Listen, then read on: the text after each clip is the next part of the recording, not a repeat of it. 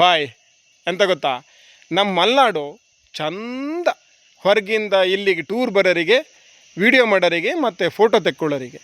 ಆದರೆ ಇಲ್ಲಿ ನಮ್ಮ ಬ್ಯಾರ್ಮಿತಿ ದೇವ್ರಿಗೆ ಕೊಟ್ಟರು ಬೇಡ. ಯಾಕಂದರೆ ಒಂದು 10-15 ದಿನದ ಹಿಂದೆ ಒಗೆದಿರೋ ಬಟ್ಟೆ ಇನ್ನೂ ಆರಲ್ಲ ಅಂತೀನಿ. ಹಾಗಾಗಿ ಹಾಕೋಕ್ಕೆ ಬಟ್ಟೆನೇ ಇಲ್ಲ. ಮನೇಲಂತೂ ಜಗ್ಲಿ, ಮಾಳ್ಗಿ, ಊಟದ ಹಾಲು, ಅಡುಗೆ ಮನೆ, ಬಟ್ಲು ಮನೆ, ಸೌದೆ ಕೊಡ್ಕೆ, ದನಿನ ಕೊಡ್ಕೆ ಎಲ್ಲ ಕಡೆ ಹೆಂಗಸರು ಬಟ್ಟೆ ಒಣಗಾಕಿಟ್ಟಾರೆ. ಇಡೀ ಮನೆಯೇ ಒಂಥರ ಬಣ್ಣ ಕಾಣೋದು, ಮತ್ತು ಒಂಥರ ಮುಗುಲು ವಾಸನೆ. ಅದಕ್ಕೆ ಹೇಳೋದು ಮಲೆನಾಡಲ್ಲಿ ಮಳೆಗಾಲಂ ಬಟ್ಟೆ ಒಣಗೋದಿಲ್ಲಂ ಅಂತ. ಇದೇ ಥರ ಇನ್ನೊಂದು 15 ದಿನ ಥಂಡಿ ಮತ್ತು ಮಳೆ ಮುಂದುವರೆದ್ರೆ ಮಲೆನಾಡಿಗೆ ಬರೋ ಪ್ರವಾಸಿಗರಿಗೆ ಅಲ್ಲಲ್ಲಿ ಗೊಮಟೇಶ್ವರಗಳು ಎದುರಾಗೋ ಸಾಧ್ಯತೆ ಇರ್ತದೆ. ಎಂತಕ್ಕೂ ಮಲೆನಾಡಿಗೆ ಪ್ರವಾಸ ಬರೋರು 3D, 4D, 5D, 6D glass ಎಲ್ಲ ಹಾಕು ಬನ್ನಿ ಆಯ್ತಾ.